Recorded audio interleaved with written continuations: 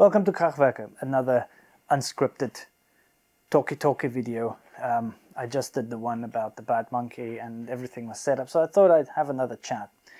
So I have been watching a lot of video creation videos on YouTube and photographers, and I stumbled completely by random on this video by a street photographer who has got, I'll see if I can find it again because I watched it on TV. I need to find it again. I might insert the clip that kind of spawned this video.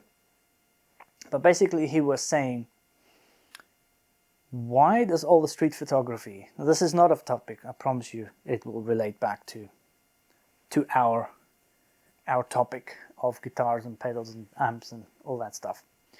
What was interesting about the video was he was saying, why does all the street photography nowadays look the same? Photos, do you find you're on the same walk, shooting the same angles or the same details every single day? You also sometimes find that you're looking for the same compositional tricks like reflections or leading lines. I noticed myself doing this a couple of months ago and I realised I was bored while I was walking around. I was leaning towards the same shots and the same compositional tricks again and again. But then I started to think, why am I doing this? I realised that a lot of the shots that I was leaning on as like this is a good photo were actually pre-picked for me. They were pre-picked by the examples of photography that I see on Instagram or short form videos on like Reels or TikTok. Without consciously thinking about it or going out looking for those shots, it just became the sort of thing that I naturally wanted to see through my viewfinder.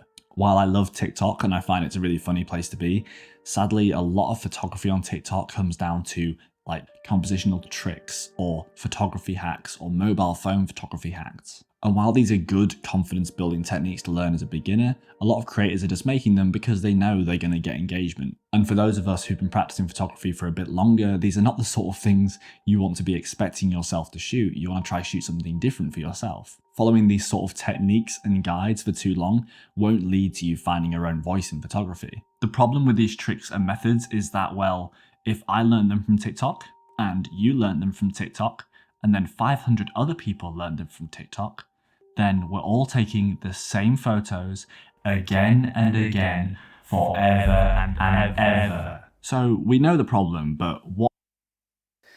You know, if you think about it, you see the street photography, it's always this high contrast, sparkly buildings with sun rays coming through, everything symmetrical, following lines, the classic, oh, there's a puddle of water, let's get the reflection of the buildings in it.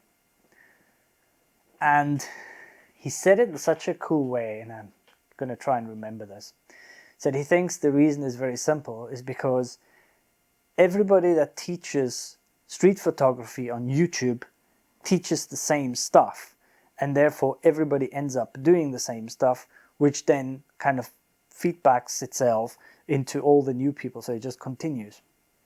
It's so the same in the guitar recording and pedal and playing. I mean, we know this.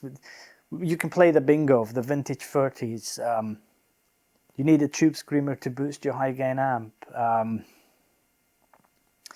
You know, all these kind of typical things that we have learned. You need SM57 on the cone. Or just off the cone. I remember in the 90s and in the early 2000s when you recorded anything, there were actually most amps that you saw that were second-hand. They had like this little, so imagine the grill and then the speaker behind it, and then just in front of the speaker there would be like a little square blocked out with tape. So like tape around the square, and that square would like point directly at that section where the cone meets you know, the little cap. Because that's the only place where you would put a mic, and it has to be a SM57. So there are all these classic things that everybody always did, and they did it because everybody said you needed to do it. And the anti-steep forums, I think, have a lot to do with that, and all the kind of knowledge that went around in those days, all kind of just circulated until it just became lore, and nothing else was. You couldn't do things in any other way, which was so hilarious because even at that time when I was on, I think it was the homerecording.com forums. And it was so weird because that was about the time when I started trying to record stuff. So I was on the forums all the time. This was just before the stuff really came onto YouTube. And there was a massive disparity because you read all the stuff on the forums, yet when you saw any picture of guitar recording being done in a professional studio from, you know, way back, you would always see completely different mics in completely different positions. And these were pictures from studios of folk that did the big albums, you know, the things that actually became big and famous and sold millions and millions of records. So it was like, okay, so everybody's saying you should just use a vintage 30 with a SM57 just off the cone. But if you look at what the professionals are doing, they've got different mics on there, you know, they've got ribbon mics on there, they've got condensers and you name it, in different weird positions. They've got room mics, they've got one mic against the cone, one like a meter away. So it was pretty clear to me that there is this perceived knowledge, which isn't necessarily wrong, but it is also just one way of doing things.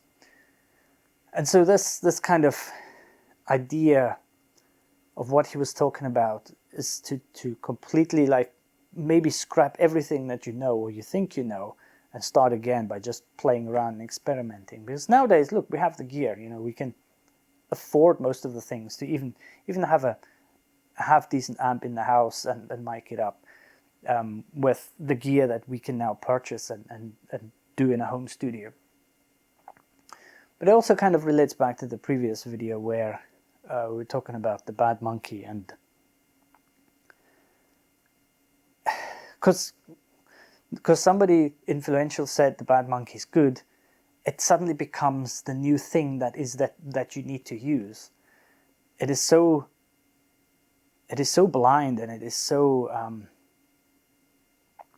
disturbingly kind of linear. It doesn't help anybody, really. If advice on the internet was more like, this is how I do it, this is how I achieved this, which is happening more and more, and I have to admit. I mean, I think a lot of these kind of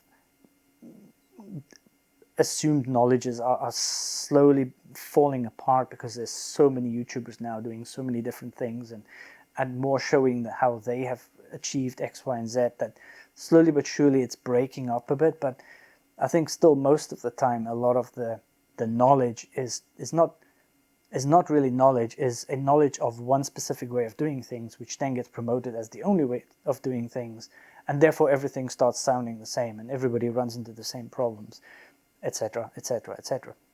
But it was funny to me that it also transcended into other things, and I don't know why I'm surprised, because it's quite obviously, if you have echo chambers, you will have echo chambers, and you will have this sort of stuff going around and around and around in circles until somebody else comes along and shakes things up.